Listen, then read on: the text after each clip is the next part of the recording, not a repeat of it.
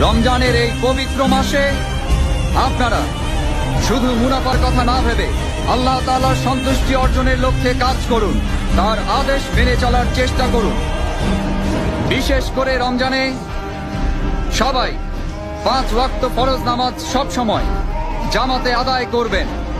তারাবির সময় সাম্রাজ্যের নিরাপত্তা প্রহরী ছাড়া বাদ বাকি সবাই এশার নামাজ পড়ার পর দোকান খুলে না বসে রমজানের রহমত অর্জন করার জন্য তারাবির নামাজ পড়তে যাবেন।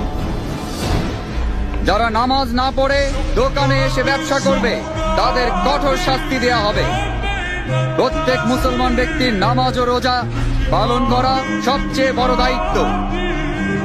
এই পবিত্র মাসে 5 ওয়াক্ত নামাজ জামাতে পড়ার জন্য আপনারা সবাই মসজিদে যাবেন।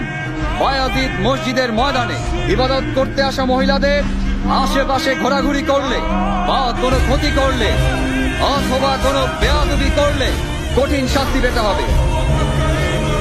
মহিলারা নামাজ পড়ার জন্য এবং ওয়াজ শুনতে যথাসময়ে উপস্থিত হবেন।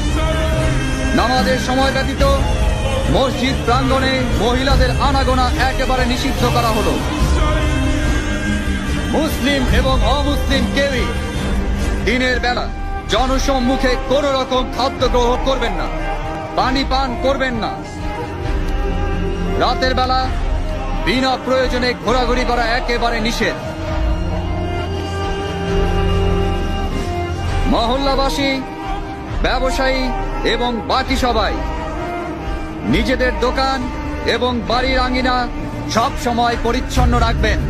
নিজের আশেপাশের পরিবেশ পরিচ্ছন্ন রাখার পাশাপাশি নিজেরাও পরিষ্কার পরিচ্ছন্ন থাকবেন। কাউকে বিরক্ত করা অথবা একে অন্যের ক্ষতি করা থেকে সবাই বিরত থাকবেন। যদি কেউ মহান আল্লাহ তাআলার আদেশ বিরোধী কাজ করেন, বাদশার জারিকৃত ফরমানের সত্ত্বেও কোনো অবৈধ কাজ করেন, তাকে যথোচিত শাস্তি দেয়া হবে।